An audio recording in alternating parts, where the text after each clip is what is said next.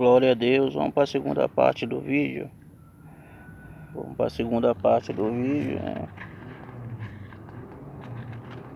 A carta aos Gálatas, né?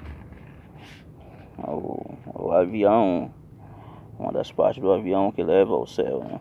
A palavra de Deus, é a palavra do Senhor Jesus, né? O qual escreveu o apóstolo do Senhor, o apóstolo Paulo. O evangelho genuíno que receberam mostrava que o modo de resolver os problemas do pecado e o derramamento do sangue de Cristo é que Deus enviou Jesus para nos salvar. O que eu falei, né? Nós somos salvos através do sangue de Jesus e não mais dos animais. E os judaizantes não aceitavam isso, o fim dessa cerimônia, pois não poderíamos fazer isso por nós mesmos. Mais uma vez que todos somos pecadores, quer dizer que a gente não podia fazer por nós mesmos. Não tinha como nós perdoar os nossos próprios pecados, porque na verdade os pecados deles, quando a gente fazia um sacrifício, não eram perdoados, mas eram encobertos. Eles só foram perdoar o pecado do povo judeu, né, do Antigo Testamento, através de Jesus, do sacrifício de Jesus, que eles foram realmente perdoados, né? Então o sacrifício que eles faziam de ano em ano, anualmente, né, não perdoava o pecado dele, mas só encobriam. Eles foram perdoados através do sangue de Jesus, né? E aqui fala que nós não poderíamos fazer isso por nós mesmos, uma vez que todos somos pecadores, porque a gente era pecador, a gente é pecador. Então não tem como a gente salvar nós mesmos, a gente perdoar nós mesmos. Então foi preciso Jesus vir. E quando Jesus veio, ele não foi obrigado. Deus não, quando ele diz, Deus amou o mundo de tal maneira que deu o seu único filho. E tem aquela passagem que diz que, se eu não me engano, foi Pedro que falou que se Deus não poupou nem o seu único filho, né, antes o entregou aos pecadores. Mas isso não quer dizer que ele foi obrigado, Jesus foi obrigado a vir na terra, não. Ele se ofereceu, né? Jesus se ofereceu a vir aqui na terra e morrer por nossos pecados. Então foi uma atitude dele, mesmo. Ele mesmo que se ofereceu ao seu Pai, a Deus, em morrer por nós pecadores, né? Ele não foi obrigado, Deus não colocou uma faca no pescoço dele, obrigando ele a vir aqui na terra, não. Jesus veio por espontânea vontade, porque ele quis, e até mesmo uma parábola, ele falou numa parábola que ele falou que o pai dele enviou várias pessoas, vários funcionários, e todos mataram os funcionários. E aí ele pegou e foi, se ofereceu, foi. Então ele estava se referindo a ele, que mataram os profetas, mataram todos, e por isso ele veio, porque todos os profetas que vieram não conseguiram, não é que não conseguiram cumprir o ministério, né?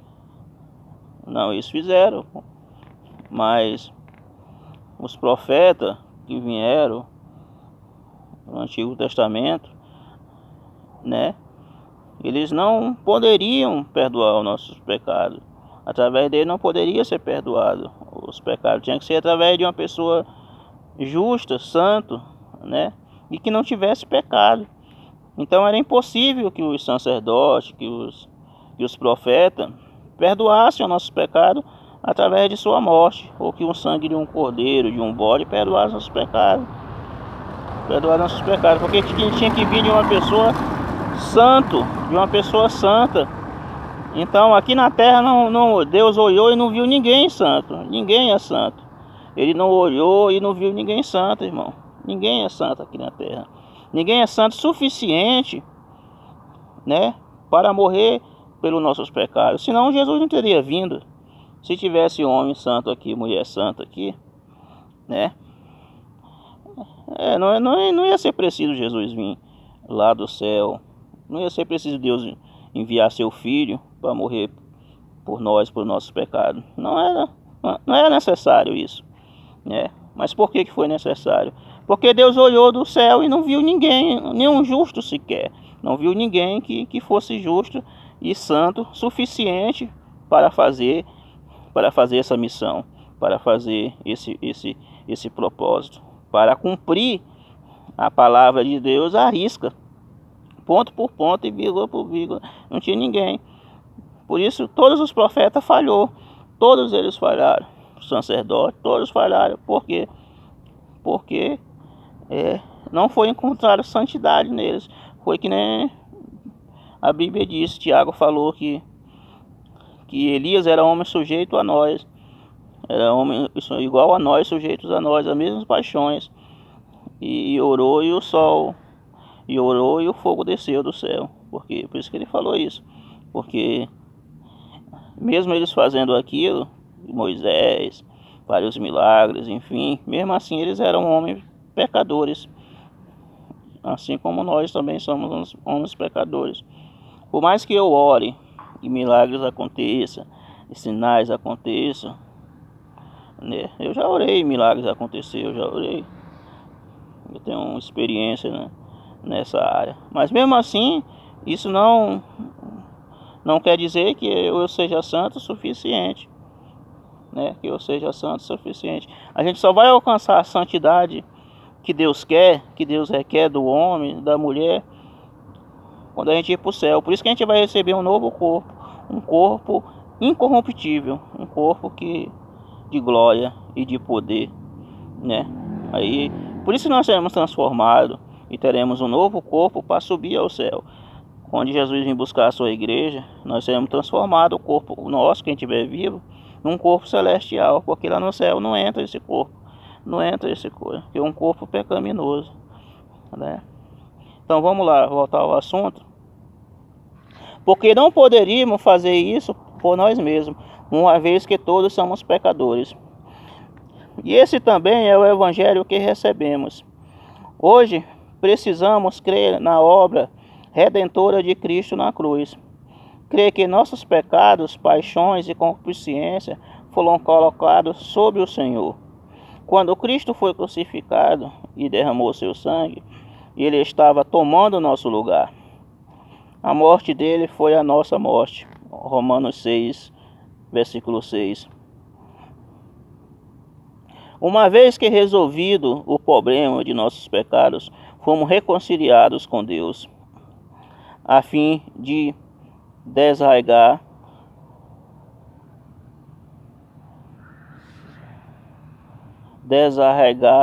os Gálatas da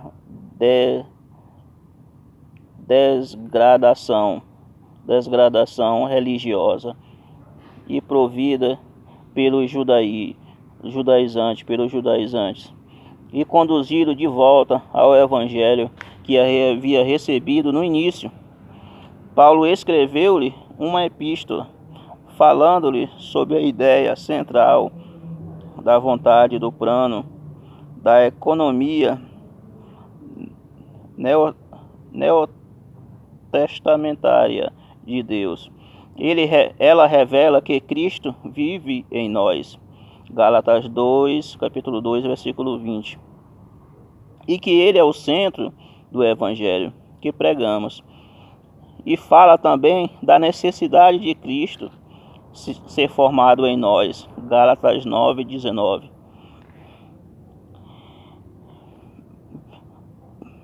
Pela lei, isso não poderia acontecer.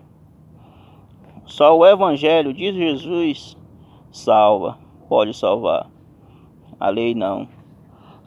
Então a gente somos salvos pelo evangelho de Jesus e não pela lei, né? Então foi isso que Paulo quis falar aos Gálatas, né? Ele já tinha falado isso aos Gálatas antes, mas é que veio outras pessoas lá, que nem está lá em Gálatas 1:6, que veio outros. Ele disse: mesmo que venha um anjo do céu anunciar outro evangelho, além do que já recebeu, seja anátema, né? Então ele até falou isso porque anjo não anuncia evangelho, né? Não prega. Mas Ele estava falando se viesse outra pessoa, que nem foi outras pessoas lá, e falou que não era daquele jeito que Paulo tinha falado, que era de outro jeito. Então distorceu o que Paulo falou. Então Paulo já tinha pregado para o Gálatas a respeito disso uma vez. Mas veio outras pessoas lá e despregou tudo que Paulo falou, né? E falou contra o que Paulo pregou, o que Paulo falou, né? Gálatas também mostra que, como os filhos de Deus, ainda podemos ser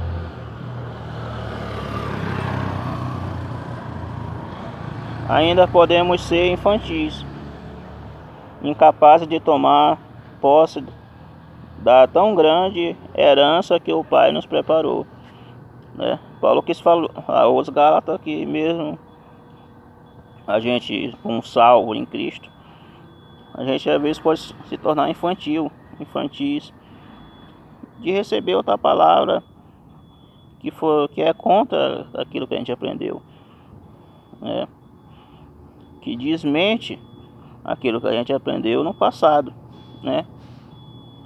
Que nem Paulo disse que surgirão muitos falsos profetas, né?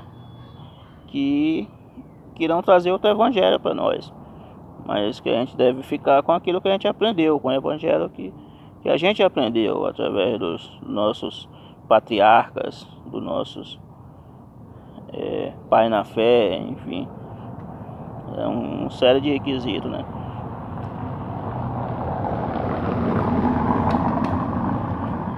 E diz mais ainda: incapaz de tomar posse da tão grande herança que o Pai nos preparou, assim, uma vez salvos, somos inseridos no viver da igreja, sob o cuidado de tutores e curadores. Gálatas 4, primeiro ao 2, que alimentam, que instruem e cuidam de nós, a fim de nos conduzir à maturidade, para que sejamos capazes de tomar plena posse da herança divina e do reino, né? E esse livro, portanto, representa a cabine de passageiros do avião da economia neostentamentária de Deus, pois revela o cuidado de uns para com os outros na vida da igreja, como verdadeiros comissários de bordo desse voo rumo ao reino celestial, né? Então aqui fala dos pastores, dos líderes que instruem a gente, nos ensinando a ir para o céu, né? A ir para o céu, amém? No próximo vídeo eu falo mais, amém? Então esse é o segundo vídeo, né? É o segundo vídeo. E no outro eu falo mais. Esse é o segundo vídeo aí. Vai ser repartido, né, em várias partes. E essa é a segunda parte, amém?